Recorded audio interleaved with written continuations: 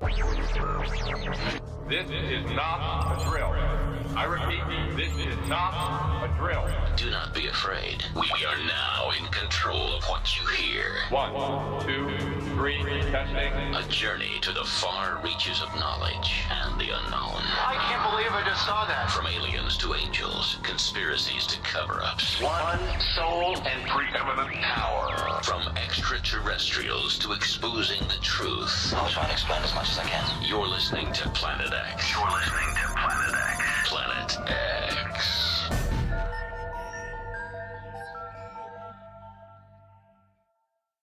Hello and welcome to Planet X Live. We've got some terrific guests lined up for you this evening. Joining me this evening on this show is Stretchy, Ben Emlyn Jones and Liz Dasty. Hi guys, how are you doing? Hi AM.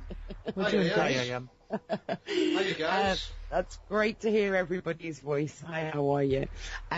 We've got a show where we're going to be speaking to guests who are going to be on at Probe, the Probe International Conference, which is coming up in October. And Probe International conferences describe themselves as the UK leaders in paranormal conferences. Now, they've always made a point of inviting speakers from all over the world to come and give presentations at Probe. And they cover almost any subjects, which includes things like ufology, crop circles, paranormal phenomena, and much, much more. And Probe itself holds these two main conferences each year at Lytham St Anne's near Blackpool, Lancashire in the north of England. It's always a 2-day event. Both, as I say, October and March. Probe is actually run by a chap called Sam Wright and his dedicated team of helpers.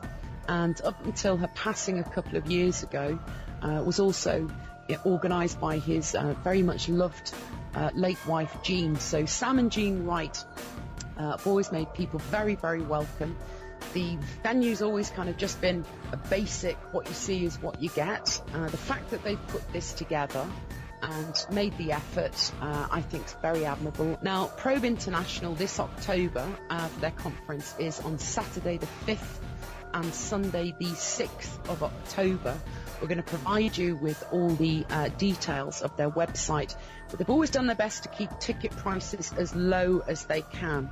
And I think that's very admirable because it's really about people coming together and hearing these speakers that they prioritise. Ben, you've more than enough times over the years attended Probe. I know you've been quite sad not to be able to go this year. Very much so. In fact, I've attended almost every one, I think, since 1996, although the last 2 years I've had to go only intermittently, and I haven't been for about a year now. But this is simply due to budget constraints.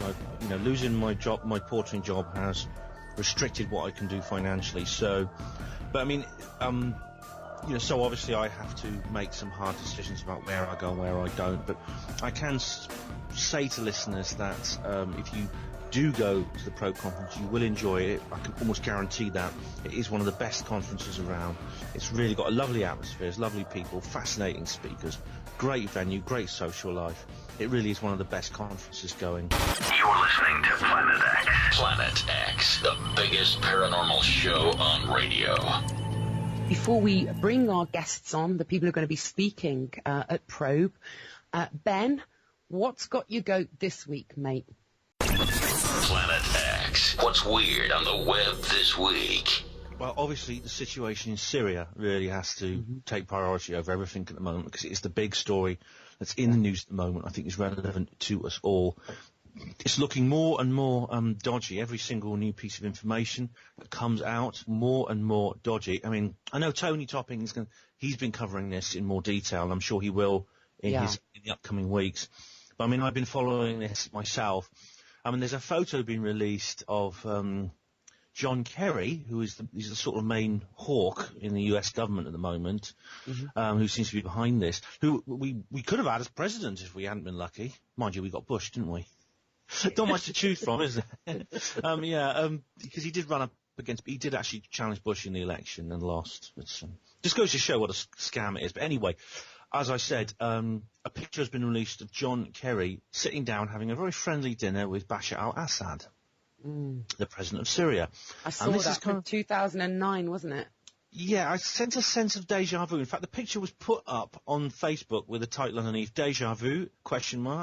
And underneath that was, of course, the classic picture from 1983 of Donald Rumsfeld shaking hands with Saddam Hussein. That's right. And history repeats, doesn't it? Absolutely. These guys, they bang the war drums and they denounce these other guys as enemies 1 minute for the public, and behind the scenes they're doing secret deals with them, and they're sort of like selling them weapons to use against their own people and everything else. Wasn't it Bill Hicks who said, they want to know what sort of weapons they got? Why don't we just look at the receipts, Well, exactly. And as I explained in I think it was last week's show, there's a company called Britam Defence who seems to be behind it all, operating through the country of Qatar, and there's a connection with Russia, and they're bringing chemical weapons from Russia into the country, and it seems likely that these weapons were the ones used in the appalling attack on Damascus a couple of weeks ago. And of course, the British government has now been defeated over its own involvement in this event, this upcoming military action. Now, what will happen next will depend on how important it is for the British government, the UK forces, to be involved in any upcoming military campaign. I mean, whoever's manipulating this may say, okay, forget the UK, we'll just do it with other people. Or they may consider the Great Britain's involvement essential, in which case they won't give up. There's going to be more attempts to persuade Britain to get involved in this war. Maybe more votes in Parliament. I mean, they say they're not going to do any more votes. I don't believe them. Do you remember, just after the government was defeated in the Commons, there was an awful incident in Syria itself in which there was a firebomb attack on a school, in which 10 children died and many more were injured. And there was a British medical mission in the area that sort of covered it, and they filmed it and everything. It was absolutely terrible. And apparently it was a jet just dropped these incendiary bombs on this school. And it was like, that serves no purpose tactically in military terms. None at all, none whatsoever. It was done simply to shock and disgust and horrify, and for no other reason. Yeah. And I think this is what we're going to see more of. We're going to see more of these very, very militarily useless, very, very shocking incidents carried out by God knows who. I'm not saying who. I'm not going to blame anyone, because Assad has been blamed for these chemical weapons attacks. There's no evidence he's behind it at all. Absolutely. Liz Dasty, astrologer extraordinaire, what do you see in terms of what's happening or unfolding in terms of astrological input about this situation? You've talked about things particularly next year unfolding. Is there anything you've noticed at the moment with what's happening this week, Liz? Well, it's the two planets, Uranus and Pluto, have been in square, which in astrology means they're in conflict with each other. And Pluto represents power, and Uranus represents revolution. Wow. And so it's bringing in the new, and then the power tries, of course, power gains is power maintained. It tries to hold on to it. So those two principles of the solar system are in conflict, and they're making there's 6 times that they come into square, into conflict. And the first one was in 2012. The second one was April-June 2013. But now we're coming up to the third one, which runs from around September 13th to December 13th. So I see what's this heating up, this as very much part of the third phase of this transit. And this third phase is one of 6, you reckon? Yes. It'll go on. The last one is in 2016, the beginning of 2016. That's interesting that you say that this heating up, as you describe it, between now and September now and December of this year. That sounds just like what you're referring to, Ben, with the piece of theatre that's being played out here. What else were you going to tell us about, Ben? Well, I've got some new material which I didn't mention in my show last week, which is very interesting. Excuse me. I watched a film which is very, very thought-provoking and made me come to realise there's something very, very powerful in our society that involves bureaucracy and red tape. And what I found is that bureaucracy, red tape, and authority and paperwork tends to override all other cognitive functions in our brain and seems to almost dictate reality.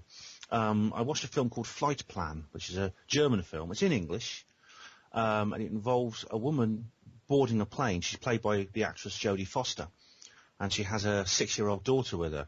And halfway through the flight, she goes off to sleep, as people do on planes, and the kid vanishes. And they search the plane. She complains to the stewardesses and stewards, and they go looking everywhere on the plane. They can't find the kid. And of course, you think to yourself, well, a kid can't go missing on a plane, you know. But anyway, the captain looks at the flight manifest, and he discovers that the character played by Jodie Foster, whose name is Kyle Pratt, rather unfortunate name, but she's the heroine of the film. Kyle got on the plane by herself, and she didn't bring her daughter with her, according to the flight manifest. And at that moment, it's very sort of Alfred Hitchcock, because Kyle starts to doubt her own sanity. She starts to doubt whether she brought the child on. What's more, all the people in the seats next to her deny that this 6-year-old daughter had ever been there. The moment the captain comes down with the paperwork and says, there's no record of this child ever being on the flight, all the people on the plane, you know, they almost go along with it. Of course, I mean, I won't spoil the plot for you in case you want to watch the film, but of course the child was real and she was on the flight, and it all comes out later. But I mean, it all brings me back to this famous joke called the joke of the hanged hangman. Have you heard it? No. It's a very, very good joke. It illustrates this perfectly. It was used in Richard Curtis's Blackadder 2, and I think it dates back to Dick Emery, I'm not sure. But the joke is this, right? John is an executioner, and he has to sign the death warrants, the execution orders for all the prisoners on death row. And he's up late one night, and he's very, very tired, and he accidentally signs his own name in the box where he's supposed to put the prisoner's name. Mm-hmm. And he sends these off, and he goes off to bed. In the morning, the police break down his door, and they drag him away. They take him to the prison, and they tie him up, put a noose round his neck, and stick him on the gallows, and hang him.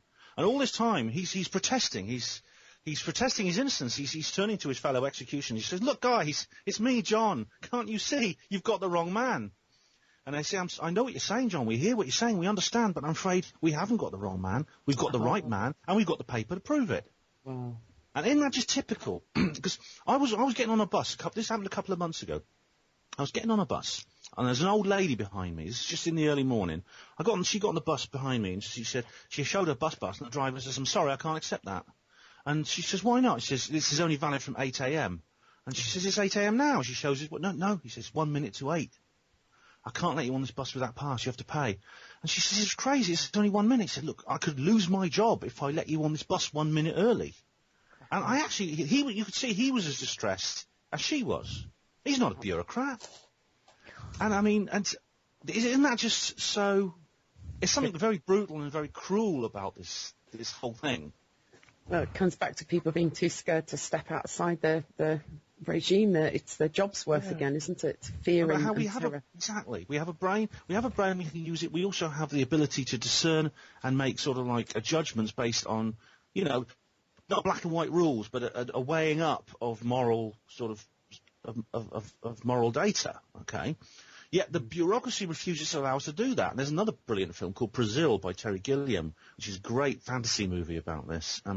So it's not a film review. I'm not Barry Norman, but isn't it just so true that all these things in our brain, these natural, independent cognitive systems, are hijacked, and reality is defined by black and white rules. Just crackers, Ben. Absolutely crackers. And the world isn't made up of just black and white rules. But again, people are pushing themselves more and more towards I don't do this and I don't do that. And that's increasing, isn't it, throughout everything, all aspects of our reality. Ben, thank you so much for giving us this summary. You're listening to Planet X Live. You're listening to Planet X. Planet X, the biggest paranormal show on radio.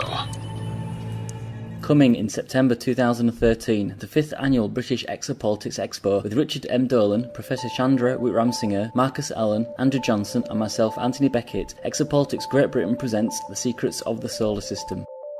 I think it's true to say, isn't it, that if your theory is correct, life not only may be spread throughout the universe, it must be. Surely there must be many places where this has happened. Do you have an idea of the numbers? The numbers must be very favourable, Fred, isn't it? There are billions of stars in the galaxy which are probably very similar to the Sun. and very similar to the extent of being able to support planetary systems. So it would really be very surprising if life is not, if the galaxy is not just teeming with life. To me, the story in the solar system is much, much richer than we've been led to believe, and I think there are people around that know this, and they've got to manage the disclosure of knowledge about this, perhaps in a, this is what, again, is going, as you say, to the Brookings Institution report, it kind of alludes to this sort of thing. We are probably the greatest show in this quadrant of the galaxy. I guarantee you, any other intelligences that are watching this area are saying, humanity, wow, check it out. Check out the show. There's clear evidence that cannot be denied, but we are denying it. We are in a state of denial. And when facts as clear as this are being denied, I think we are not dealing with science, but we're dealing with politics.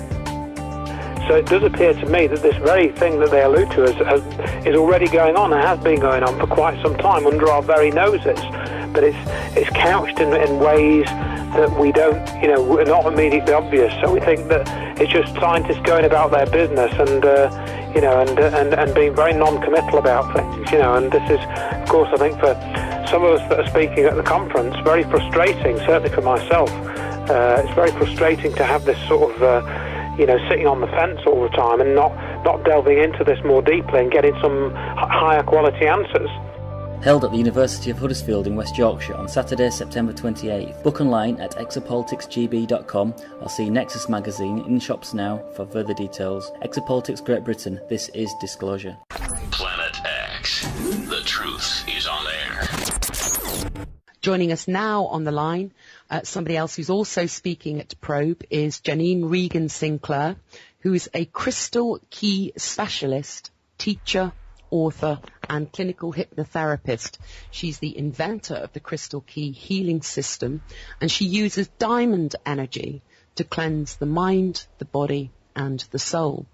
She's a pioneer in her field because Janine also developed a revolutionary new treatment that cleanses the subconscious mind of the impurities and false beliefs called the 21-day mind detox. Her testimonials speak for themselves and include many celebrities, one of them being the interior designer Meg Matthews. And she also credits the 21-day mind detox for freeing her from her own addictions. This is very interesting because Janine actually made a documentary with Meg Matthews, also with US journalist Wendy Lee, and two doctors discussing the problems caused by drink and drugs, especially in relation to mental health issues, and something we'd like to ask her about particularly to do with spirit attachments and entities. Janine is the author of many books and is the founder of the Crystal Key Foundation. She's also a public speaker, psychic healer, A1R psychic radio host and a clairvoyant channel. Quite an introduction. Janine, welcome to Planet X Live. How are you? I'm very good, thanks. It's good to be here. That's fantastic. Are you looking forward to speaking at Probe? I am, yeah. I did speak there last year and it was great. They had a lovely crowd and it looks like I'm the first speaker opening the event again this year. Quite daunting. Tell me, how was your work received? You're covering the same subjects. Obviously you're going to be expanding upon it a little bit differently, but how was your work received last year by everybody? Last year was fantastic. I did a talk about soul implants, and these are energetic implants we have in our bodies that are placed in us by our soul before we incarnate. And as we evolve, as we're ascending and raising our consciousness, these implants need to be removed. So I spoke about that. Obviously, it's quite an unusual subject, but the audience loved it. Oh. And this year I'm speaking about astral projection, so I'll probably take everybody on a short out-of-body experience and see how that goes down. Janine, one of the things we're really interested in is what we referred to in your introduction there about with your detox, with the 21-day mind detox, about attachments through alcohol or drugs or whatever, of spirit attachments and entities. Now that's been a subject which we've covered in past shows with other speakers, and it's something that most people always want to hear more and more about. We'd really like you to tell us about what you know and understand, how that works, please. Okay. Well, firstly, I've met quite a few people who have had entities attached to them, or inside their bodies that can go into their chakras, in the energy centers, into the top of the head. What people need to understand is that when they get high, whether it's on, drugs, recreational or medicinal, or alcohol, their chakras open up. These energy centers where our life force come in, open up. And this is the floaty feeling. What's actually happening is your spirit body is floating out, your astral body is floating out of your physical body. And while you're in that state, you're wide open, and it's just like going out, turning all the lights on in your house and leaving all the windows and doors open, and, where, hey, anybody who's walking past thinks, oh, I'll go and see what's going on in there. The next thing you've got something, you can either have a spirit come in and affect your behaviour. Most people at some point in their life have heard somebody who's behaved really ridiculously when they were on alcohol or drunk the previous night, and the next day they'll say things like, I don't know what possessed me to do that. This is the clues in the sentence there. Literally what's happening is they're being possessed, and most of the time these spirits will go straight back out when the person's sleeping, or they'll leave them. They're in and out. But the odd occasion, people don't lose these entities and these spirit attachments, and they can stay with them. They can take up residence within their energetic body, and they can actually drive them to take more alcohol, more drugs, and they're stuck in a really negative cycle then. Entities are more of an energetic mass rather than a spirit. They're a separate thing entirely. And they have a consciousness, believe it or not. Any kind of energy has a consciousness of some sort. And I gave a talk last year at the monastery in Manchester, and I remember a lovely lady in the audience. I was talking about a young guy I knew he was only 24, and he'd taken ecstasy at parties and things like that, and he'd ended up with an entity in his body that was affecting his behaviour, and it actually caused him to take an overdose. It was affecting him in such a negative way. And I was explaining this to the audience, and this lovely woman stood up and said, this happened to me. She said, but I was really in a bad way, where I tried to drown myself in the river, and the voice in my head kept telling me I had to kill myself through water. I had to die in water. And she was rescued by somebody who took her to hospital. She was sectioned and kept there for 3 weeks. And she actually tried to kill herself in the bath in the hospital 6 times. She was in such a bad way. Well, I felt so sorry for her. She was still on antipsychotic drugs at this event. And I gave her my number and said, look, get in touch with me. And I actually did the treatment for free and removed the entity. And it looked like a black ball of energy on one side of the brain. And it had a mass going down, probably half of a spine. So it was a bit like a big black tadpole in her head. Do you see that in your mind's eye? Or do you actually visually?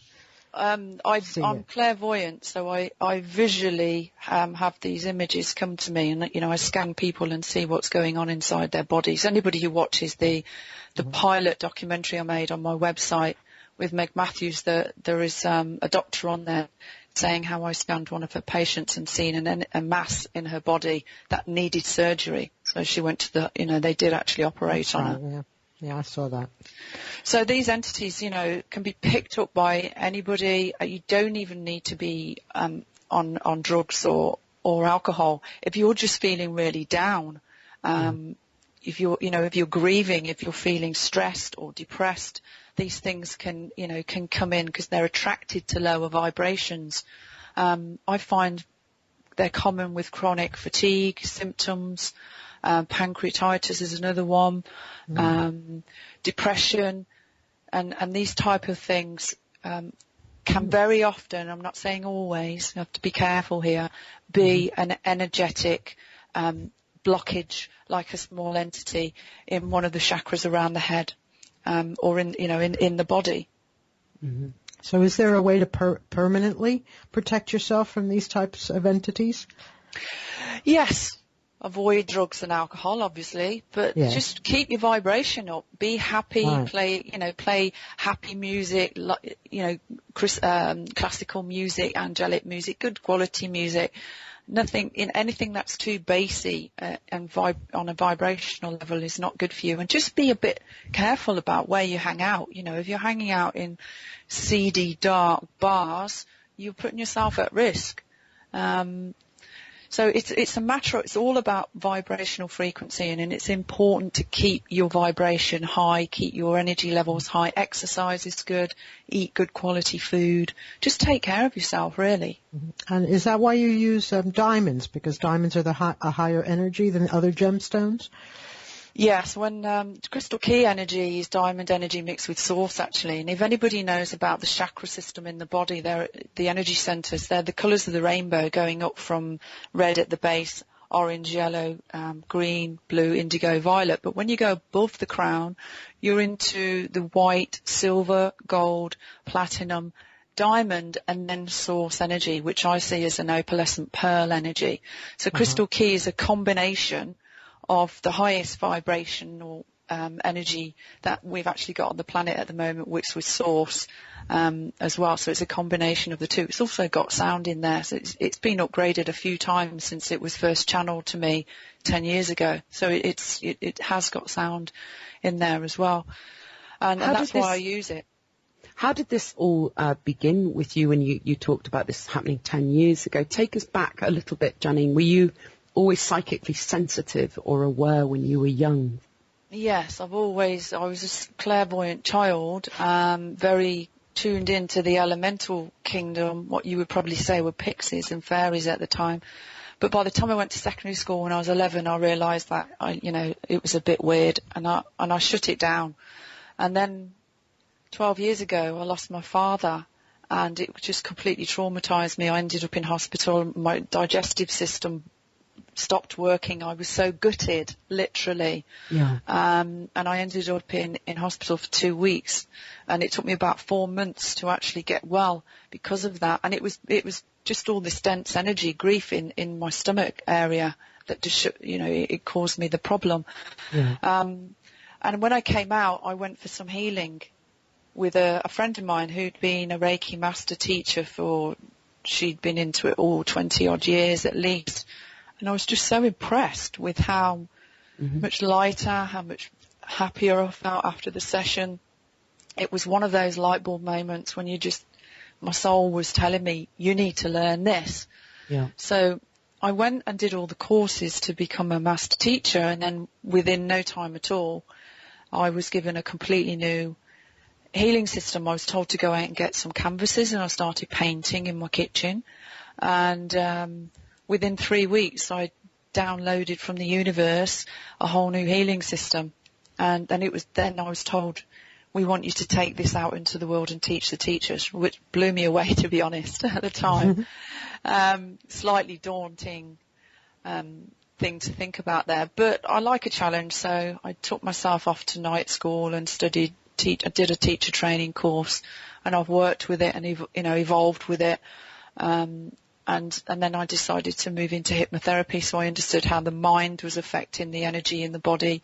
And I'm also an NLP practitioner as well. I've done various other courses. I've worked with kinesiology and craniosacral therapy, phytobiophysics, and so my work is a combination of all of the skills that I've learned, really. I don't work as a stereotypical hypnotherapist. What's wonderful is that you're coming back to a subject we're very keen on here, which is to address the real or the true subject of the hidden or all that there is nature of reality, not just what appears to the eye or what is heard by the ear on one dense frequency, this three-dimensional frequency. And there are many, many people now, not just Planet X listeners, but around the world who are beginning to see that this is a very progressive part of real science, of real quantum physics. Do you see yourself as bringing this information forward to add to that? Because it's very real. This isn't made up. This stuff is all measurable. It's provable almost in terms of you're talking about people's responses. How do you see yourself bringing this information? Because you're very, very dedicated, and that's very admirable. I am dedicated. It's gone beyond a job with me, very quickly. It's a vocation. I've kind of learned the spiritual, obviously the healing side of things, and the reality of the matrix that we live in, and it's so complicated. You'd never know everything about it, but we've got parallel dimensions and other dimensions. We've got different aspects of ourselves, different sub-personalities. I jokingly say that we're all schizophrenic because we've all got inner child, inner goddess, inner God, inner spirit, inner this, inner physician, inner that. We're such complex creatures that we need to understand more about ourselves, and the nature of what we call reality is, you will hear spiritual people saying things, this is real and yet it's unreal. Most people can't get their head around that concept, and I couldn't years ago. It seems a little bit too out there.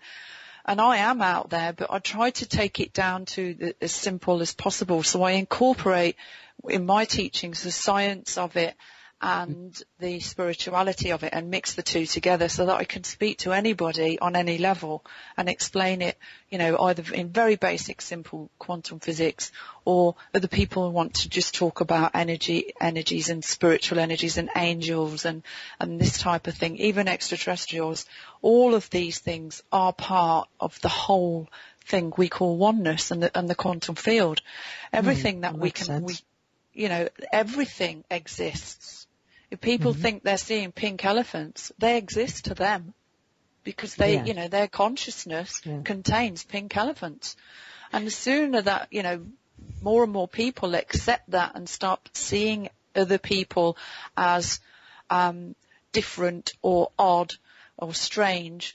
There's an analogy I was listening to today about the 5 blind men and the elephant. I don't know if you've heard this. Tell our listeners. Imagine there's an elephant and there's 5 blind men, and the blind men have never come across an elephant before, and they need to go to the elephant, and they're given a different part of it to say what and describe what the elephant is to them. So the blind man at the elephant's leg will feel his leg, and he'll say, this feels like this is a tree. This is a tree. And the other blind man who's got hold of his tail will say, this feels like a stick. And the point I'm making is we're all blind to the absolute divine truth of reality. This is something we seek as we evolve. And in our blindness, we judge other people because we're saying it should be this. One thinks it's a tree, one thinks it's a stick. In actual fact, it's an elephant. They've both got it, they've both got it wrong because they haven't got the big picture. So life is about seeking the bigger picture, about expanding your mind and listening to everybody's input so that we've all got, a piece of the puzzle that we can put together and find out the truth of it all. And that's what I'm, trying to share with people, really. Just ask a question about something that you mentioned right at the beginning, about soul implants. You said we're born with them. Yes. Could you explain a bit more about that? Okay. Soul implants, the most common ones, the ones I spoke about at Probe last year, tend to look like metal rods about 1 centimetre across. Generally, there may be one across the hips or one down one of your legs or one of your arms. Now, these rods are energetic, and when they can give you aches and pains in your body. And somebody like me who's clairvoyant, who can see these and knows what they are, can actually take them out in a session quite easily. It's even done over Skype. And what they do is they're placed in you by your soul before you incarnate. And they're there to take up certain spaces in your energetic makeup. And when they're removed, what they do is allow new energies and new information to come into your crown and fill the gaps in your body. So they're taken out as you go up to the next level in your consciousness. and that's what they're for. Some of them also look like plates on the side of the brain. These can be removed. Again, these are put there to stop you raising your consciousness too quickly, because if you went from third dimensional consciousness to, say, seventh, it would blow the neuro pathways in your brain. You're not, you know, humans are very sensitive creatures. We're quite delicate on a physical level, and to go too high too quickly can blow the neuro pathways in the brain and cause a lot of harm. Oh, that's so really that's what they're placed in there for. So it's a handicap until we're ready. Exactly, yeah. It's basically a safety guard so that you don't go too far too quickly and damage yourself. Wow. Now, combining what you just told us about that, and additionally what people might do with using drugs and alcohol, that's got to be a real recipe for some individuals for absolutely chaotic experiences, surely. Absolutely, and as the planet is evolving now, I mean, we've anchored in the 5th dimension last Christmas, and we're moving now into the 6th and 7th. There's still, you know, that wasn't the end. The big 21st of December 2012 isn't the end. We're still moving, we're still progressing. And what that's doing is it's bringing all these new energies into the planet. So people that are experimenting, shall we say, with these things are putting themselves at great risk, especially young people. I hear more and more of young people suffering from depression, suicidal thoughts, and, you know, a lot of these things can be passed on through watching the wrong things on the internet as well, because energy comes through the screen from the internet into people's faces, into their brow chakras, and can affect them. So even, you know, playing things on computer games that are very aggressive and dark can produce entities in the head of the person which can drag them down. I know somebody, my son's friend from school, who, when he was at school, he's up all night in the bedroom playing on a computer game, and he sleeps all day. It's completely distorted his perception of what normal life is. Yeah. And if we think about the effect of that on the pineal gland and on all the different elements of our chemistry, and the flickering of the screen, the ratio and the frequency of the flickering of a screen on a TV or a computer, all of these things affect or make what should be harmonious flow very imbalanced. Yeah, absolutely. And that's why I put the free healing on my website, crystalkey.com, so people can just go and sit. It takes 9 minutes. In fact, the first 2 minutes is an introduction anyway, so really it only takes 7. They can just go and have that energy clearing anytime they want, you know, whenever they want to, you know, to clear their energy field. That's why I put it there. And you're talking about the pineal gland. I mean, this is the astral doorway, which is being constantly damaged by fluoride in the water. So they say that it calcifies the pineal gland. Yeah. This is stopping us having our natural, it's our birthright to be able to astral project, to meditate, and these type of things, to be clairvoyant. We're all clairvoyant, everybody.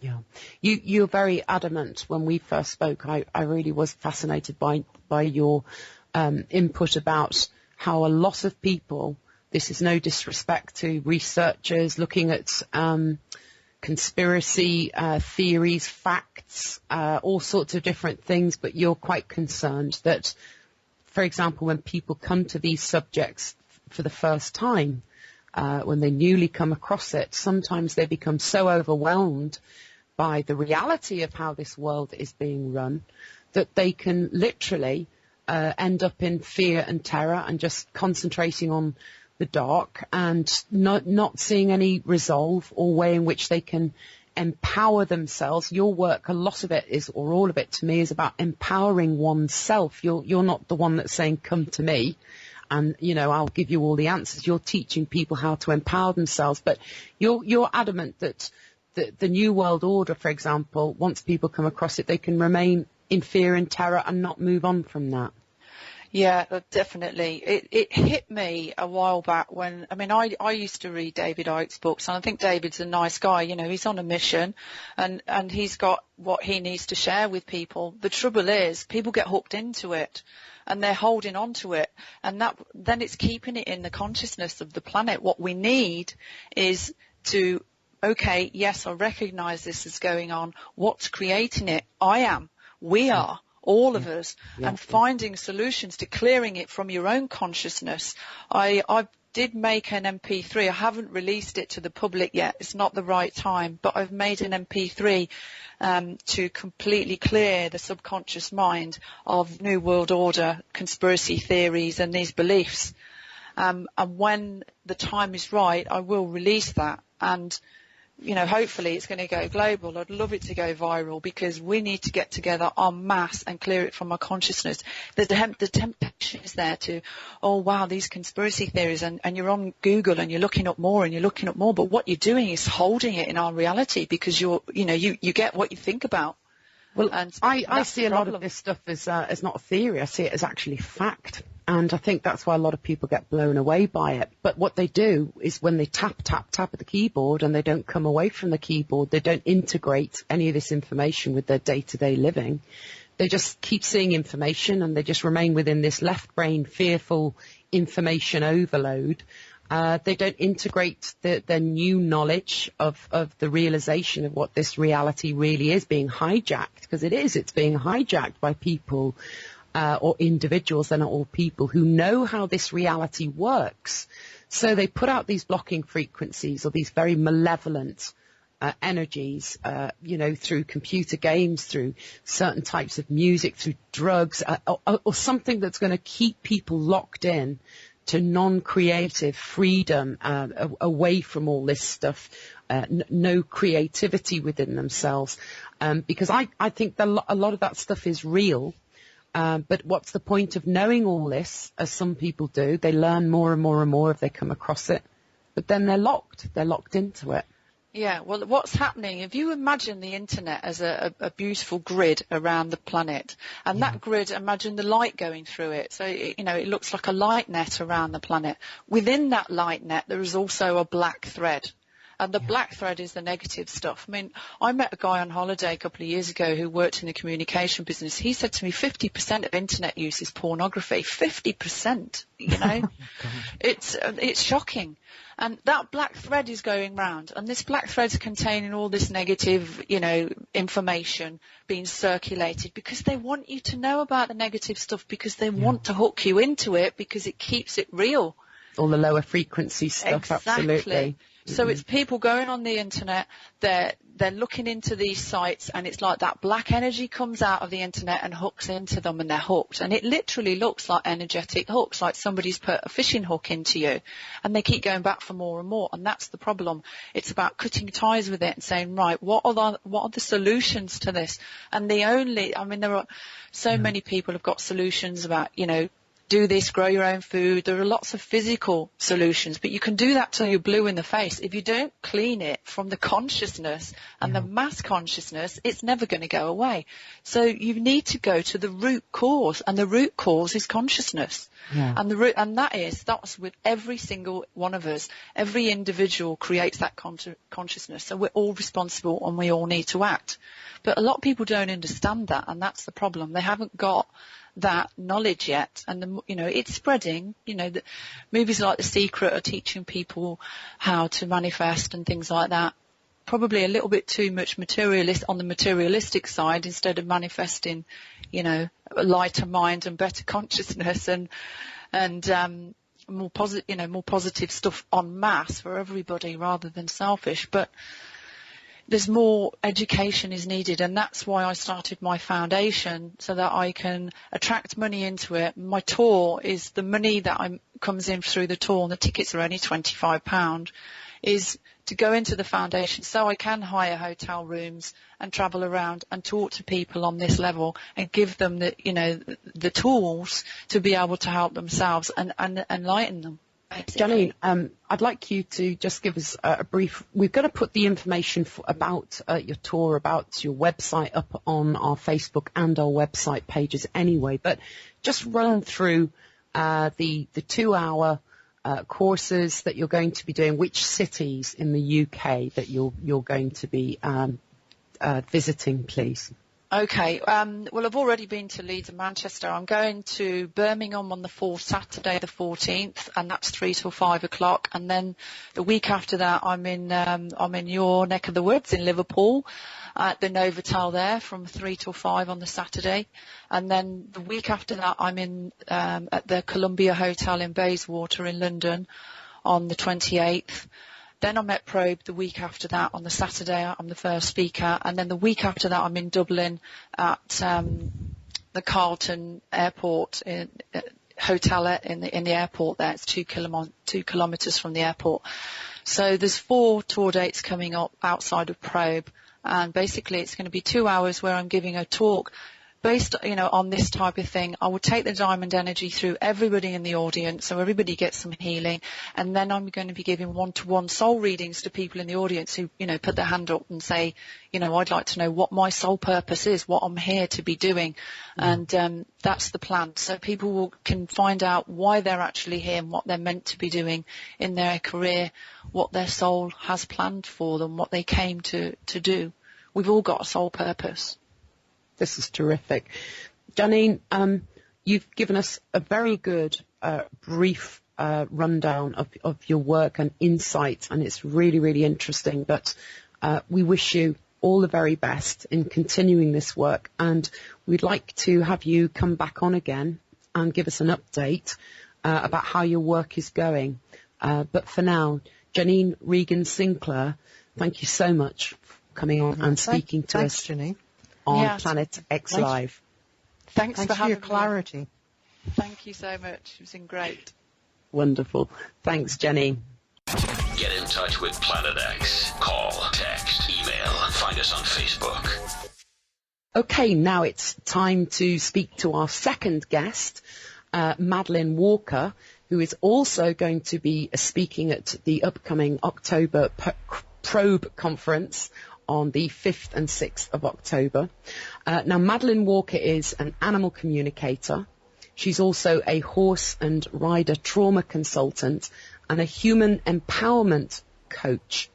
She works with healing emotional and physical challenges with animals and their owners. She's also an author of many books. She's a columnist, a past life animal and human trauma release expert, as well as rescue animals being one of her specialities. Madeleine Walker is a pioneer in her unique work with animals and humans, helping to resolve these past lives and traumas by going into details with both the animal and the individual. She works internationally, she runs clinics, performs readings and facilitates courses in animal communication and healing.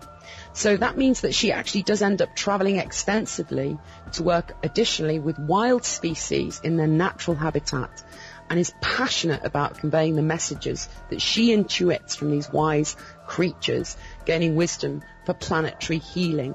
Madeleine Walker, welcome to Planet X Live. How are you? I'm really good. Thank you for having me on. It's great to talk to you. That's great. Madeleine, you've already been invited by Sam Wright, to talk at the Probe conference a couple of times, but you've not been able to get there before this October. No, I've had to keep postponing it, and thanks to Sam, he's persevered and kept pestering me to attend, and every time I've agreed, there's been something amazing that's come up, and I said, I'm really sorry, Sam, I can't come. I've got to go to South Africa, I've got to go to New Zealand, I've got to go and talk to a lion, I've got to go and swim with a whale. And bless his heart, he said, okay, but this time I've said I'm definitely going to be there. I've brought all that wisdom with me. It's nice that, some people do have excuses, but, when you say, I've got to go talk to a lion, I've got to go talk to a whale, that's really legit as well. But that's lovely to hear. Tell us, Madeleine, and our listeners, where did your journey with animal communication begin?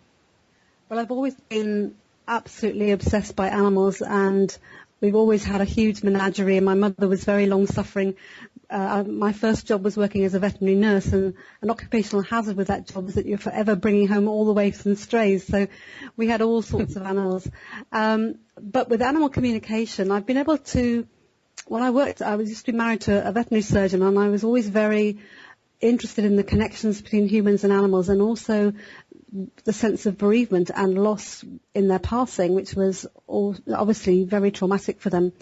And I could see, especially with horses, I could see imbalances, but I never really then heard them actually speaking to me. And one day I was visiting a friend, we'd been to see her horses, and it was a really cold day, so we snuggled up in the kitchen having a nice hot cup of tea, and she just got a new Jack Russell puppy called Sam, and I was cuddling him. He was lying on his back on my lap, and I was just enjoying his lovely pink soft tummy, and suddenly he looked at me with a really intent expression, and I heard these words in my head which I knew weren't mine, and I just knew they were coming from Sam.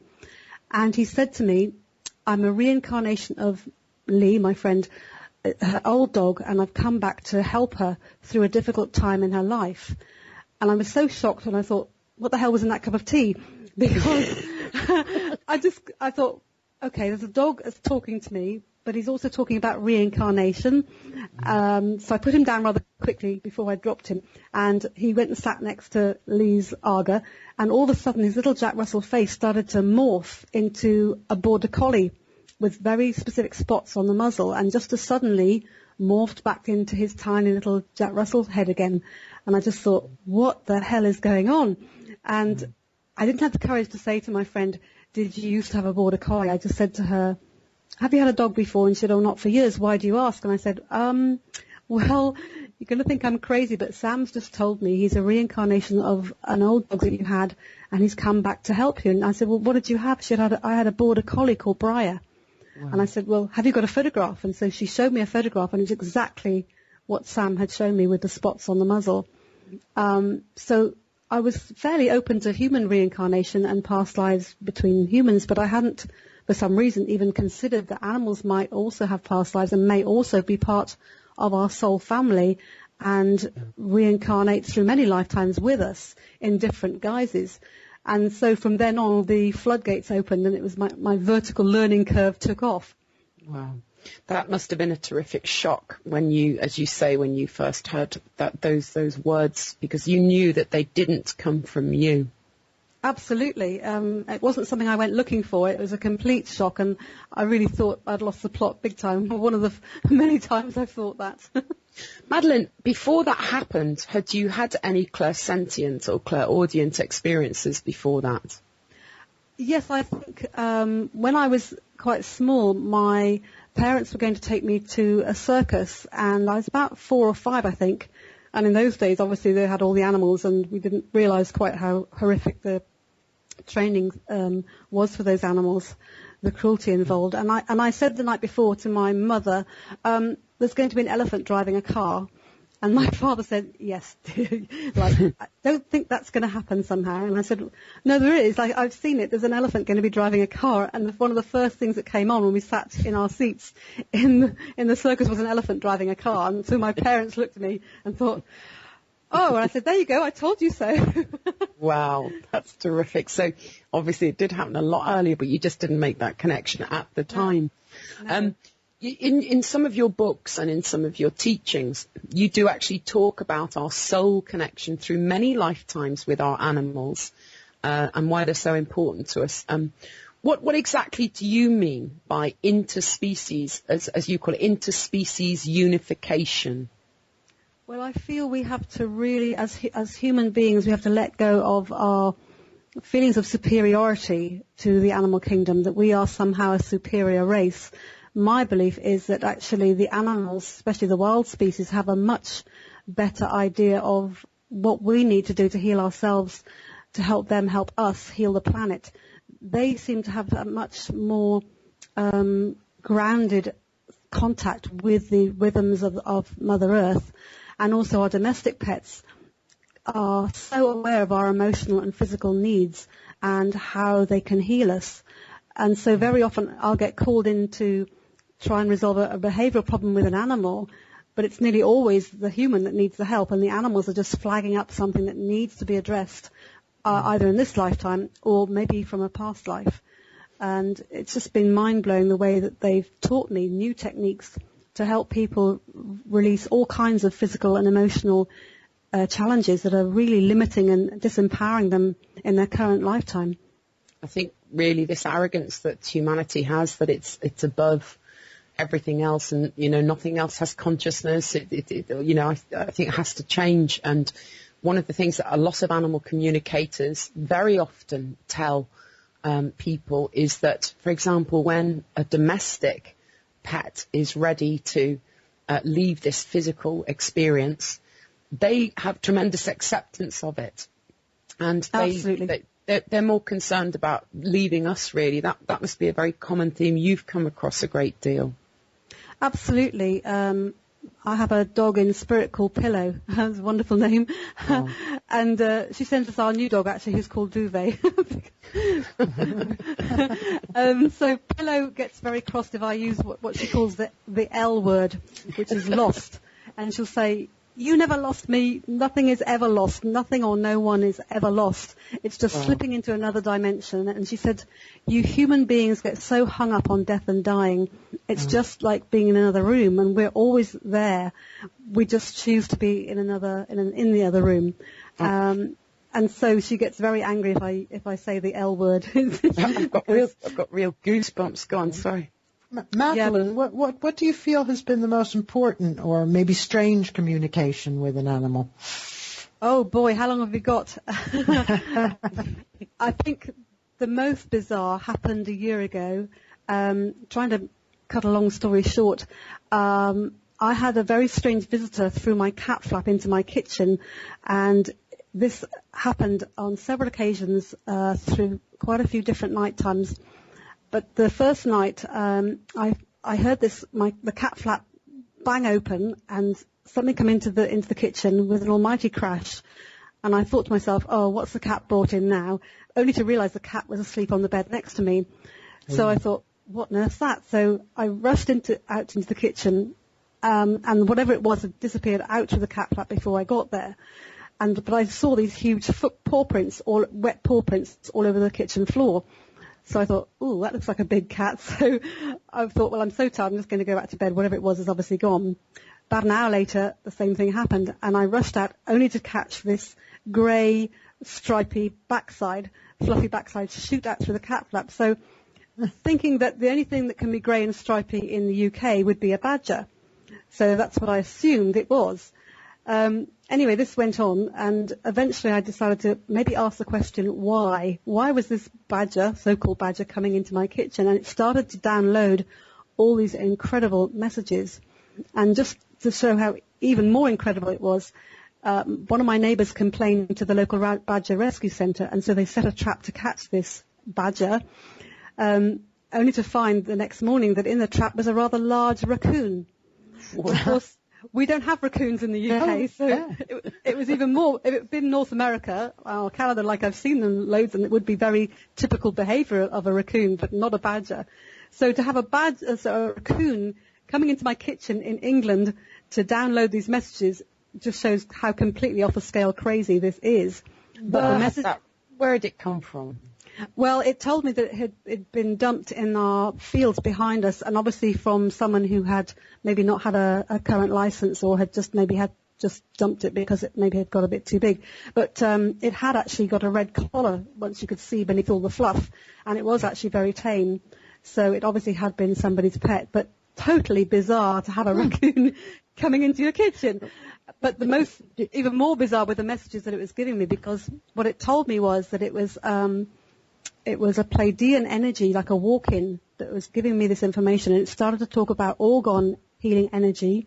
Yeah. It talked about the healing properties of organ, and all this information that I'd never really even heard of. But when I Googled, it gave me real goosebumps, because I realized that everything it was talking about made sense. Mm-hmm. It then started talking about fractal time. It talked about dark energy, dark matter. It started to give me sort of equations, and started talking about star nebulae. Yeah, absolutely. Love it. This is talks great. About tertiary alignments, about emissaries of light coming through, all this sort of thing, and just amazing. And then I had a friend who came over who was quite into quantum physics and that sort of thing, because I'm the least scientific person I know. And I wanted to make sure, because I thought, what's the point of giving me these messages if I can't share them? This is such a waste of effort, you know. it's gone to all this trouble to find me. I've got to do something to honour its gift of giving me these messages. So I met this lady who came over, and we did like a Q&A session where she would ask me questions, and I would channel. I called him Brock because that's what I thought he would be as a badger. Brock's replies, and he said that he started to give me a terrific pain in my solar plexus, and he said, you must go to the solar plexus earth chakra and do some healing there, and when you get there, I will help you. Well, I knew I'd seen a chart of where the earth chakras were, but I wasn't quite sure where they were. So after the session, I Googled it, and it was at Uluru in Australia, obviously, and that really, really freaked me out because I had planned to speak. I was asked to go and speak at this conference in New Zealand, and after the conference, I was booked to go to Australia and obviously to go and visit Uluru, and that was going to happen in 2 weeks' time. So I thought, oh my gosh, that's incredible. This raccoon is telling me I need to go there, and I'm actually booked on the flight already to go there. Wow. So when I got to Uluru, I said, okay, what do you want me to do? And so he guided me to implant these huge etheric light crystals that I've been working with for quite a few years. And he told me exactly what shape and form they would take and why they were going to be implanted, what they were going to be doing. They were going to be channeling orgone energy. They were going to be aligning with crystalline structures, all kinds of things. The whole area there that I connected with, also the Olgas and Mount Connor, and those three are a very, very special sacred sort of triad of energies with ancient Aboriginal energies and obviously planetary energies. And so being there was just extraordinary. But after coming home back to Australia back from Sydney, from Uluru, he gave me the last final messages about what those crystals were for. And then I never had another message until recently when the Pleiadian being came back to me and said it was my future self. This was this last week. Yeah. So the only way he could being an animal communicator, the only way he could sort of raise my awareness was to come in that animal form in such a dramatic way for me to start listening to him and to start getting the messages and realize that it actually was me from the future. So that worked. I mean, that whole thing worked. It did get your attention. And Absolutely. When you went to Uluru, to Erzrock, it set you on a completely different path. You had no idea you were going to be going there to do. It's fantastic. Absolutely. Amazing. You've not long come back from South Africa and had the privilege for the second time of working with the incredible Zulu shaman, Credo Mutwa. Now, you just told us that you've had a visitation from your future self, and that's interesting in terms of timelines and us being able to access both our past and our future self. Please tell us about that, Madeleine. Well, he came through again. I feel that it feels like a masculine energy, but I'm sure it's can be he, she, it, I, whatever. What he said was the techniques the animals have taught me have been about rescripting and reprogramming and rewriting past life traumas to create a new dimension where that trauma never happened. And so he said that our futures are not set. We create our futures and change our futures every day, but we can also change our past, so we can have different pasts and different futures. Of course, they are all working at the same time, but we can slip into these different dimensions just with our awareness now we become more aware of how we can do that and have control over that by creating better realities and more healing realities. We can also heal the past and also heal our futures and prepare our futures. So that was something that I was sort of aware of, but it was nice to get that clarification. Liz, this sounds a lot like what you and I have talked about with our assemblage point moving and people getting closer and closer now with all these changes with frequency to being able to move within their reference points. Could you tell us a bit about that, Liz? Because I'm fascinated when you talk about this. Well, the idea that we're all conditioned to have our attention fixed on a particular point by everybody around us, all our teachers, define us. And but it is possible for us to move outside of that and be able to perceive. So one could say, let's say if Madeleine was brought up to say, well, you can't talk with animals, that becomes like a reality that she gets fixed in, and obviously she's been moved right out of that. So you could say, so her assemblage point where her attention is focused has definitely shifted into, and it's moving all the time, isn't it? Because you're able to clue into many realities.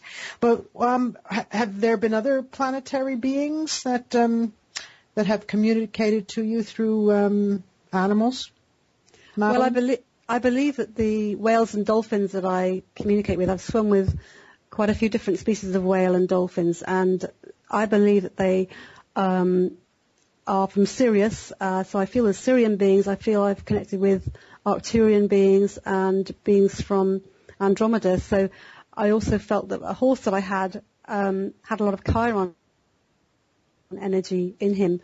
So it's just things that I felt without really understanding why back then. I just had this feeling that was the case, and that they were coming in via the animals to help us understand and to really empower us. Because the main message I feel from the animals is that they really want to re-empower us, because we've given our power away so readily and so easily, and have been so blinkered and limited by whatever people believe, out-of-planetary beings have sort of put this veil over us. And we are beginning to peel back that veil, but I believe that the animals are really helping us do that. Exciting. Oh, that's really exciting. The frontiers of consciousness are really opening up now, aren't they? Absolutely. And it's great that the animals that the animals at least can communicate through people like you to let us know that that's what's happening. So they're well aware of it, right? Before we are. Absolutely. Mm-hmm. Especially the whales and dolphins, they are working so hard. They are working so hard to help us. I went to Mexico in February, and I was so excited to hopefully meet some blue whales. I mean, the blue whales are the biggest creature on the planet. And I had a wonderful message from a blue whale mother a few hours before I woke up to go and actually see if we can find them. We had one day to try and find these blue whales. And she was talking about her having the biggest heart and the biggest lungs of any creature on the planet. Yeah. So therefore she would take the divine breath and and oxygenate the oceans with her breath. And that she had the biggest heart of any creature on the planet, and so her heart would bring that divine love into the oceans, and as the oceans reached the shore, that love would be imbued into the land masses. And it was just the most incredible message. And when we finally met her, she breached and flew right next to the boat. And it was just, I thought, I can die happy now. I've seen a blue whale. Yeah. Oh, that is a beautiful story. But also, just to add to that, if I may, I went back to see the white lions. I don't know whether you've heard of the white lions of Timbavati that Linda Tucker has created this whole reserve. Well, I went to visit them about 4 years ago and met the wonderful big male lion called Mandla, who's been a huge driving force behind me. And so going back to meet him again just after seeing Credo, this was in March and April, he told me that he wanted us to take his love energy, his heart energy, and combine it with that of the blue whale, to combine forces to strengthen the earth matrix, to really bring that healing. And that was what his legacy was. It was all about unity, and that's this one word seems to encapsulate everything that I'm passionate about. And what the animals are desperately trying to help us create is this unity consciousness, that we must all get, that we are all one with the animal kingdom, with the nature divas, the elementals, all the trees, everything, the crystals, the whole planet. We are all one, and we have to really start reconnecting with that and finding our connection and finding our power again to remember who and what we really are. And it's beautiful that you, while you were out there, were able to do this, to act as that bridge to be a conduit for this interspecies communication. Tell me, what does Credo think of the work that you have done out there? I hadn't actually. I talked to them via a lady called Mbali, who was the lady who organised the trip to see him. It was an amazing opportunity, which is one of the reasons why I cancelled the March Pro conference, because this trip suddenly came up where I could spend time with Credo, and also go to the Kalahari to meet the Bushmen, and also go back to the White Lions. And just to recap on some of the whale stories, I was about 2 years ago, I was swimming with sperm whales in Dominica, and the sperm whale doesn't sing, it has this encoded clicking language. And I swam with this quite large calf, and he said to me that I had to go and meet the Kalahari Bushmen and hear them speak, because they have the click. They have the click in their language. And he said that it's an ancient language coming from Lemuria and Atlantis, and the Kalahari Bushmen and the Zulu still have that click in their language, and it's like an ancient connection to that time.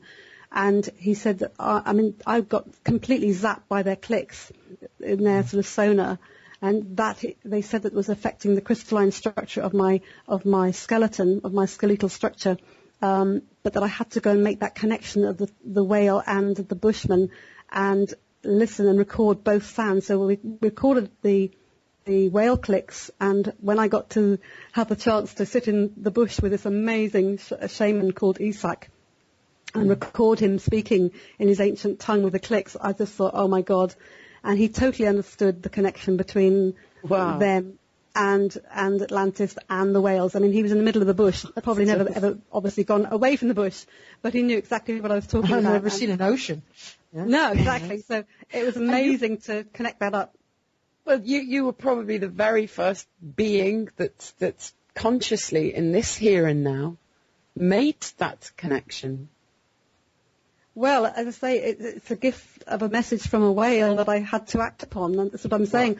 I'm so passionate about spreading their word, because I think I'm failing them. If I don't get the message out there, then I'm not serving them.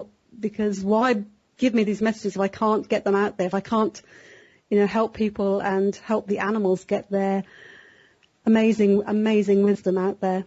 And what about the dolphins? Remember in Douglas Adams, how he wrote the book where the dolphins leave the planet and they leave behind a note that says, "So long and thanks for all the fish."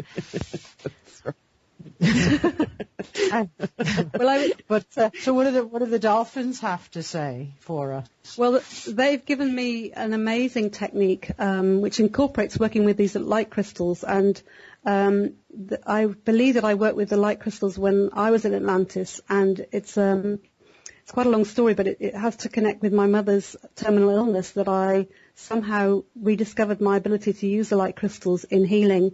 They're obviously purely etheric. But I swam with a huge pod of wild dolphins in Master Alam in the Red Sea, and it was a very, very last encounter, and about 60 dolphins came towards us like a wall of dolphins, and they were just so full of joy, and they were just like fireworks all around us, and this massive display of, it was incredible, and they were just zapping us with their sonar and leaping with so much joy. And so the message was all about helping us reclaim our joy, to be in joy. But they also told me that there were in many of us a parasitic energy that was implanted in us, that we were still holding in our DNA from the downfall of Atlantis, and that we are still carrying the guilt of that, and we need to heal and release that so we can truly forgive ourselves and truly be whole. And for those of us who are from that time, many of us have found it very difficult to feel whole and truly healed because of that parasitic energy. And so the dolphins gave me this technique on how to take people back to that time and to work with the etheric crystals, to use them as lasers and scanners to create holographic images of where any implants, any dark contracts or whatever might still be implanted in certain people. And that then we could use, these crystals have different sort of functions, and then you can switch functions into a laser and then just zap it and heal it and clear it. And it sounds quite bizarre, but the number of people that I've helped with that technique have been completely healed and transformed from very limiting physical and emotional challenges in their current lifetime. Very, very empowering healing, and again, it reinforces the truth of our physical bodies, which our DNA is held within. We are crystalline structures anyway. Yeah. You recently came back from the incredible land monument. It's hard for me to describe it, but in South Africa, it's known as Adam's Calendar, and you felt very, very moved and driven to work with a crystal out there. Please, can you tell our listeners, you said it was vast, but can you tell our listeners, first of all, about Adam's Calendar, Madeleine, and what you did whilst you were there? Well, Adam's Calendar, a gentleman called Michael Tellinger has done a lot of work with this. It's an ancient stone circle. It's the oldest man-made stone circle on the planet, older than Stonehenge, older than anything. And these stones, again, are not from that area. They somehow have got them there and created this structure. But there are two very large central stones, and in between them is a very, very powerful portal. And there are many, many wild horses that roam that area. It's a place called Kaapsehoop. And I was obviously connecting with the horses and getting their take on why they were there and what the whole place was about. And what I gathered was that actually the whole area there of these stone structures is so much more than Adam's Calendar. It's absolutely massive. There are stones everywhere throughout the whole area that are obviously very magical, and we found some very, very special stones, which I'm not really allowed to talk too much about because Credo doesn't want me to talk too much about them, but these are the oldest stones of the planet, so it's a very, very powerful place.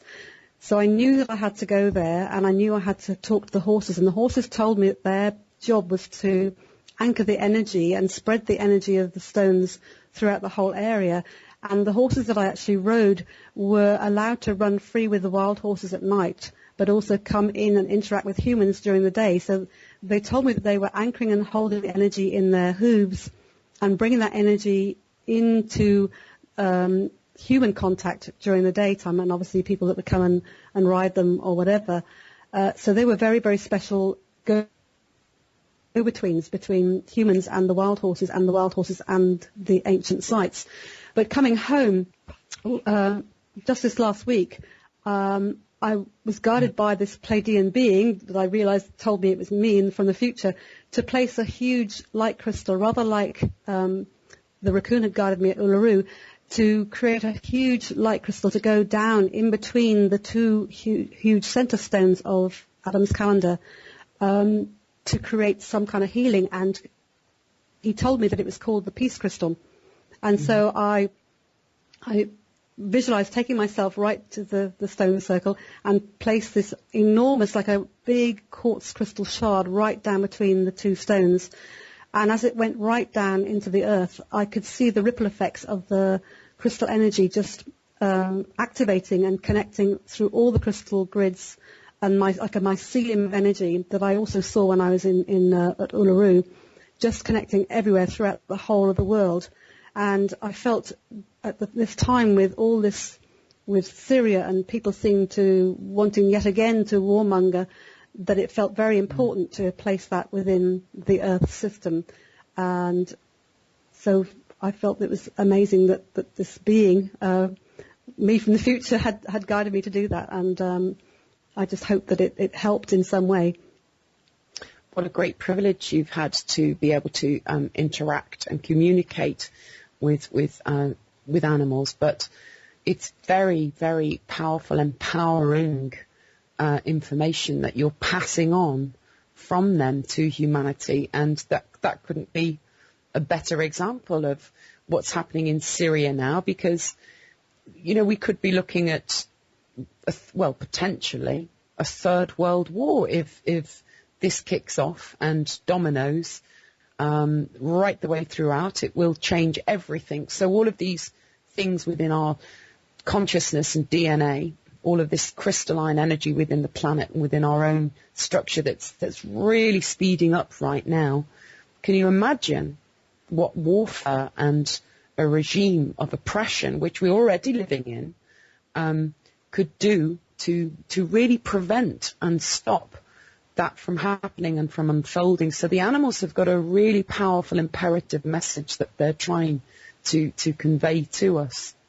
Definitely. I just actually have in front of me one of the messages from the raccoon that I actually wrote down on the 19th of September last year. Part of it is more and more beings of light and emissaries are making themselves known through the crystal implants and inner networks of connecting crystalline energy systems and grids. Everything is being activated now. And this was a year ago. The raccoon told me this, and I'm thinking, I just reread this and thinking, oh my goodness, and then this has just happened this last week with the peace crystal. So, yeah, it's all pretty exciting, isn't it? Oh, it's incredible. You've brought such a lot here, not just to the show, but with your work. Tell us about your latest book. You've written many, many books. We've got to put all of your details of your website, which is the 3 W's and Exchange of Love, up on our Facebook and our website. But tell us about your latest book, Madeleine. Well, it's called Unity. As I said, this is the one word just seems to encapsulate everything that I'm working towards. It's like my mission now. I've been absolutely driven by the animals to get these messages out there. So the book is in 2 parts. The part 1 is about personal healing, which talks about the techniques that the animals have taught me with past life script rewriting, about revisiting our pre-birth soul meetings where we have our plan for our soul. A little cat said, well, can't we go back and renew our contracts? Can't we write some new clauses in our contract? Oh, clauses for cats is very good. Yeah, clause. Yes, I like that. I had a cat. Well, no, you put that up well. Ouch. Sorry, guys. I had a cat that said to me, I'm the catalyst, and I thought, ooh, that's very good. Which I thought was very clever. And AM has a cat with lots of clauses. Yeah, so now we've got new clauses in our contracts. Ouch. And then there was a horse called Jess who said, well, can't we just have a happy ending? Can't we just change the ending of this past life? And I went, yeah, okay. Don't so horses make the worst book editors, though? That's what I always find. They really do. They're so picky. No, I'm kidding. Oh, yes. So there's all the case studies where these animals have just given me these techniques, and having used the techniques, the incredible outcomes. The third chapter is about, it's called A Safe Place to Conceive, because I have had a few clients that have had a lot of miscarriages and real trouble going full term to deliver a healthy baby into this world. And what the animals said was that it was coming from a deep-rooted fear of the planet being a safe or unsafe place to actually have a child, and it would take them back to past lives where there had been some very, very traumatic outcome. So with the help of their animals, they showed me how we could go back and how we could change that. And there's a wonderful case study of a lady who'd had 6 miscarriages, and she was not really getting any younger like most of us. And after doing this work that her horse actually flagged us up for me, she emailed me and said, guess what, I'm pregnant. And then I put in the chapter, newsflash, as I was writing the chapter, I just got a message from her saying she just had a little boy, all well, all healthy, and absolutely over the moon. And so she was just so grateful to me and the animals for helping her with the techniques they taught me to guide her through that, to release all those horrible, horrible fears and rewrite and just change the whole outcome of those past lives. So the first part is all about those kinds of case studies, and the second part is about all these wild creatures' messages. So there's all the messages from Brock in there, and from the whales and the lions and all kinds of things, and obviously from the indigenous elders and about the sacred sites. So there's lots and lots of all kinds of tales and messages from those incredible encounters that I've been blessed. As you were talking, Madeleine, I just got really curious to know whether you sensed any of an animal past life of your own. Oh, yes, lots with my own animals that I have now. No, I mean you actually as an animal. Oh, I beg your pardon. Had a life Oh, yes, very lion-y. That's why I'm obsessed with lions. Yeah, and what's amazing is the animals have shown me that they can incarnate. What I believe is we can choose whatever physical body best suits our soul's needs. So we can come back as a dog or a horse, or an animal can choose to be human. But what they say normally is that they do choose to incarnate as humans, but they don't like to get too bogged down with all the human emotion stuff because it's very limiting. And I don't blame them. Yeah, so they'll come and do it, but they like I say, they're quite superior beings, so they can choose whatever they want. But of course, we can all choose whatever we need to be in. But lions, I've felt a huge connection to for many lifetimes, and so it's mainly a lion connection. But then I have a huge connection with the cetacean energies. So I had a dream once that I was a whale, and it's a rather strange thing to say, but a guy that I'd met, I felt that he was my male consort, and so we actually sort of coupled as whales.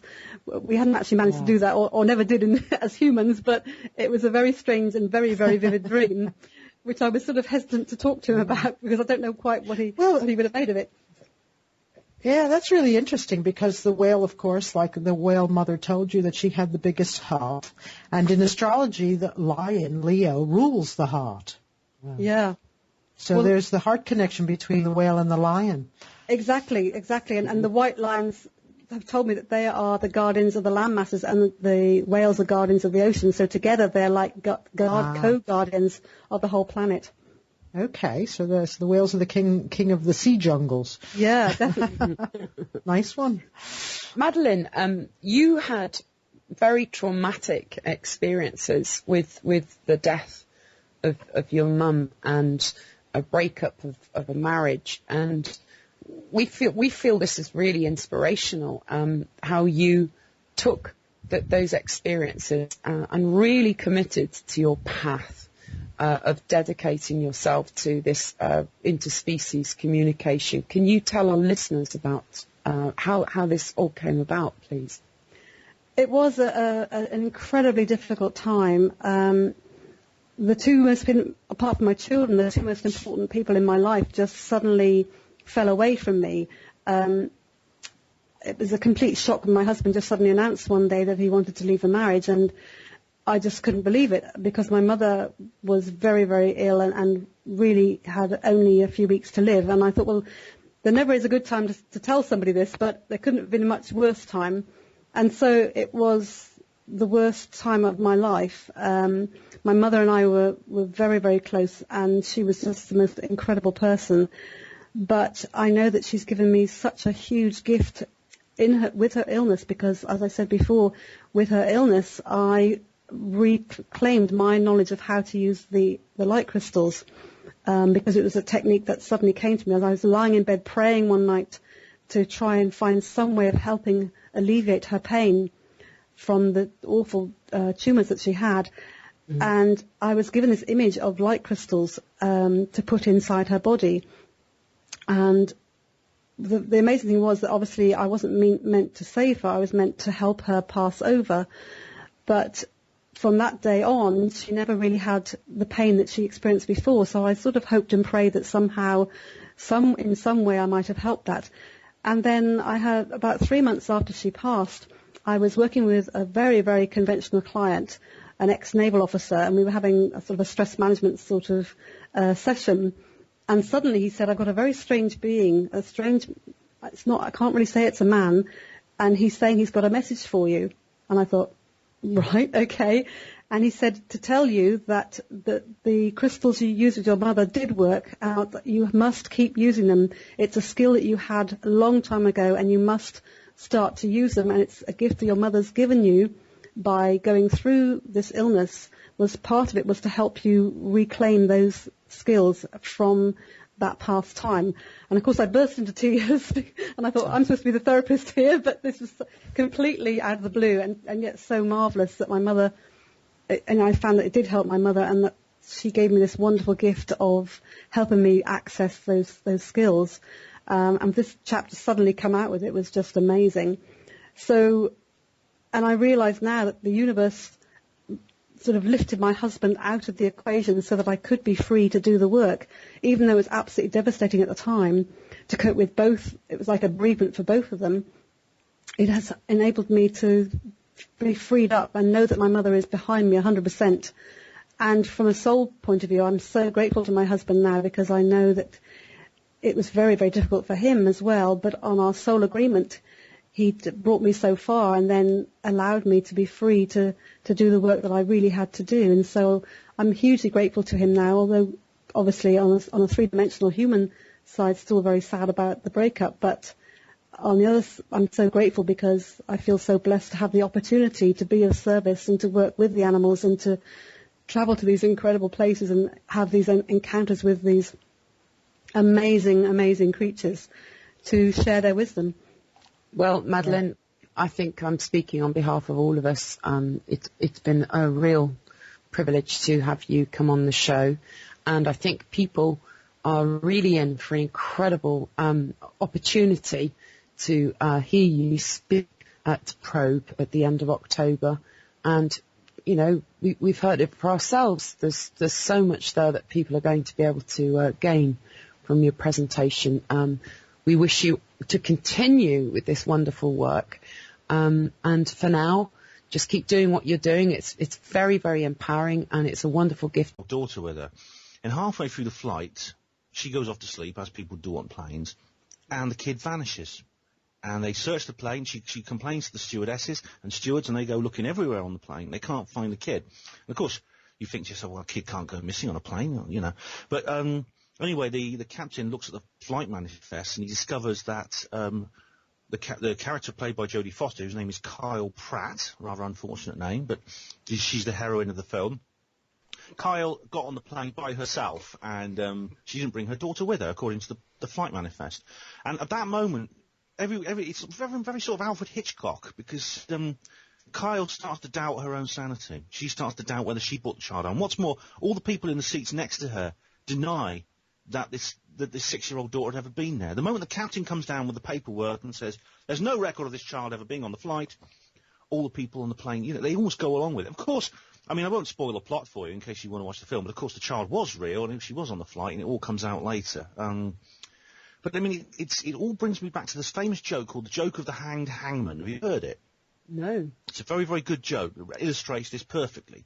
It was used in Richard Curtis's Blackadder 2, and I think it dates back to Dick Emery, I'm not sure. But the joke is this, right? John is an executioner, and he has to sign the death warrants, the execution orders for all the prisoners on death row. And he's up late one night, and he's very, very tired, and he accidentally signs his own name in the box where he's supposed to put the prisoner's name. Mm-hmm. And he sends these off, and he goes off to bed. In the morning, the police break down his door, and they drag him away. They take him to the prison, and they tie him up, put a noose round his neck, and stick him on the gallows, and hang him.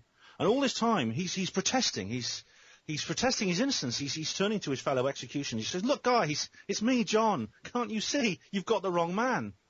And they say, I know what you're saying, John. We hear what you're saying. We understand. But I'm afraid we haven't got the wrong man. We've got the right man, and we've got the paper to prove it. Wow. And isn't that just typical? Because I was getting on a bus. This happened a couple of months ago. I was getting on a bus, and there's an old lady behind me. This is just in the early morning. She got on the bus behind me, and she showed her bus pass, and the driver says, "I'm sorry, I can't accept that." And she says, "Why not?" She says, "This is only valid from 8 a.m. And she says, "It's 8 a.m. now." She shows us, no. He says, 1 minute to 8. I can't let you on the president of Syria. I saw that from 2009, wasn't it? Yeah, I sense a sense of deja vu. In fact, the picture was put up on Facebook with the title underneath, "Deja Vu?" ? And underneath that was, of course, the classic picture from 1983 of Donald Rumsfeld shaking hands with Saddam Hussein. That's right. And history repeats, doesn't it? Absolutely. These guys, they bang the war drums, and they denounce their people, these other guys as enemies, 1 minute for the public, and behind the scenes they're doing secret deals with them, and they're sort of like selling them weapons to use against their own people and everything else.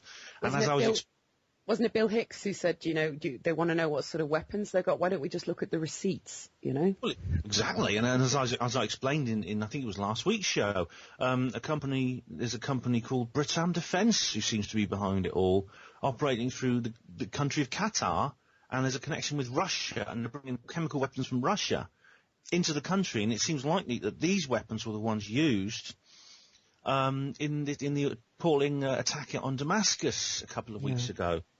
And of course, the British government has now been defeated over its own involvement in this event, this upcoming military action. Now, what will happen next will depend on how important it is for the British government, the UK forces, to be involved in any upcoming military campaign. I mean, whoever's manipulating this may say, OK, forget the UK, we'll just do it with other people. Or they may consider the Great Britain's involvement essential, in which case they won't give up. There's going to be more attempts to persuade Britain to get involved in this war. Maybe more votes in Parliament. I mean, they say they're not going to do any more votes. I don't believe them. Now, do you remember, just after the government was defeated in the Commons, there was an awful incident in Syria itself in which there was a firebomb attack on a school in which 10 children died and many more were injured. And there was a British medical mission in the area that sort of covered it, and they filmed it and everything. It was absolutely terrible. And apparently it was a jet just dropped these incendiary bombs on this school. And it was like, that serves no purpose tactically in military terms. None at all, none whatsoever. It was done simply to shock and disgust and horrify, and for no other reason. Yeah. And I think this is what we're going to see more of. We're going to see more of these very militarily useless, but very, very shocking incidents. This October, their conference is on Saturday the 5th and Sunday the 6th of October. We're going to provide you with all the details of their website, but they've always done their best to keep ticket prices as low as they can. And I think that's very admirable, because it's really about people coming together and hearing these speakers that they prioritise. Ben, you've more than enough times over the years attended Probe. I know you've been quite sad not to be able to go this year. Very much so. In fact, I've attended almost every one, I think, since 1996, although the last 2 years I've had to go only intermittently, and I haven't been for about a year now. But this is simply due to budget constraints. Losing my job, my portering job, has restricted what I can do financially. So, but I mean, so obviously I have to make some hard decisions about where I go and where I don't. But I can say to listeners that if you do go to the Probe conference, you will enjoy it. I can almost guarantee that. It is one of the best conferences around. It's really got a lovely atmosphere, lovely people, fascinating speakers, great venue, great social life. It really is one of the best conferences going. You're listening to Planet X. Planet X, the biggest paranormal show on radio. Before we bring our guests on, the people who are going to be speaking at Probe, Ben, what's got you goat this week, mate? Planet X. What's weird on the web this week? Well, obviously the situation in Syria really has to take priority over everything at the moment, because it's the big story that's in the news at the moment. I think is relevant to us all. It's looking more and more dodgy. Every single new piece of information that comes out, more and more dodgy. I mean, I know Tony Topping he's been covering this in more detail, and I'm sure he will in the upcoming weeks.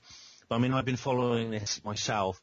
I mean, there's a photo being released of John Kerry, he's the sort of main hawk in the US government at the moment, who seems to be behind this, who we could have had as president if we hadn't been lucky. Mind you, we got Bush, didn't we?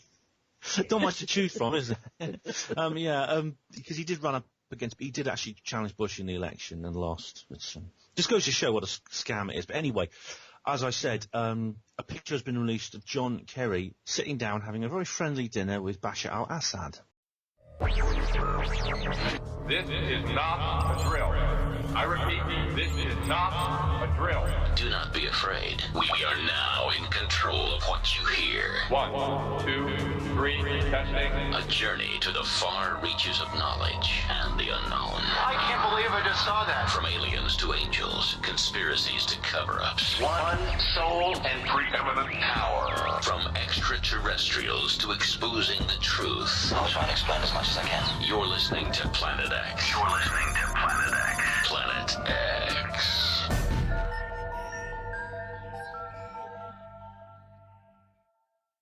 Hello and welcome to Planet X Live. We've got some terrific guests lined up for you this evening. Joining me this evening on this show is Stretchy, Ben Emlyn-Jones and Liz Dasty. Hi guys, how are you doing? Hi AM.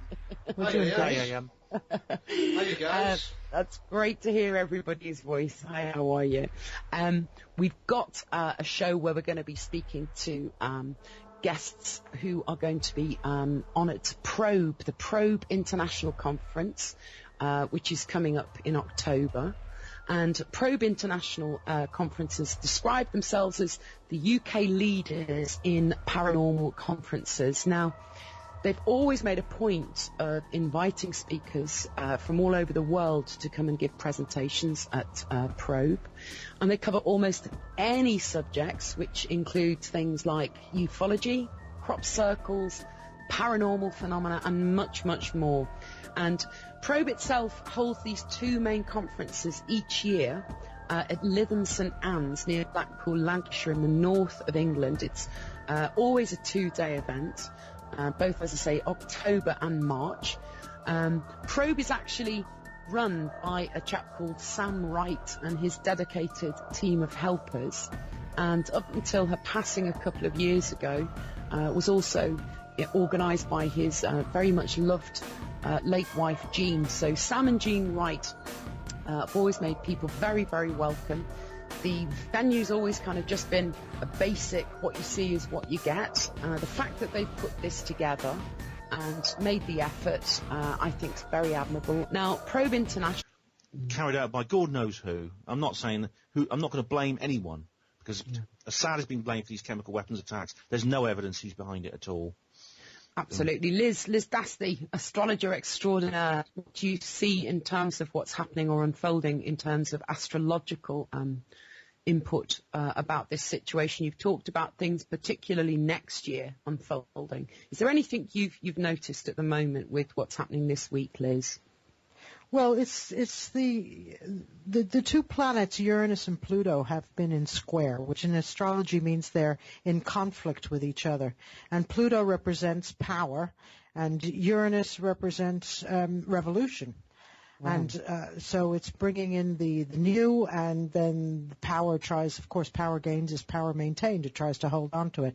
So those two principles of the solar system are in conflict, and they're making there's 6 times that they come into square, into conflict. And the first one was in 2012. The second one was April-June 2013. But now we're coming up to the third one, which runs from around September 13th to December 13th. So I see what's this heating up, this as very much part of the third phase of this transit. And this third phase is one of 6, you reckon? Yes. It'll go on. The last one is in 2016, the beginning of 2016.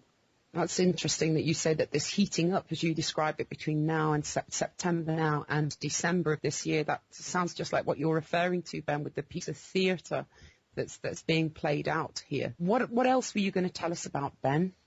Well, I've got some new material which I didn't mention in my show last week, which is very interesting. Excuse me. I watched a film which is very, very thought-provoking and made me come to realise there's something very, very powerful in our society that involves bureaucracy and red tape. And what I found is that bureaucracy, red tape, and authority and paperwork tends to override all other cognitive functions in our brain and seems to almost dictate reality. I watched a film called Flight Plan, which is a German film. It's in English, and it involves a woman boarding a plane. She's played by the actress Jodie Foster, and she has a 6-year-old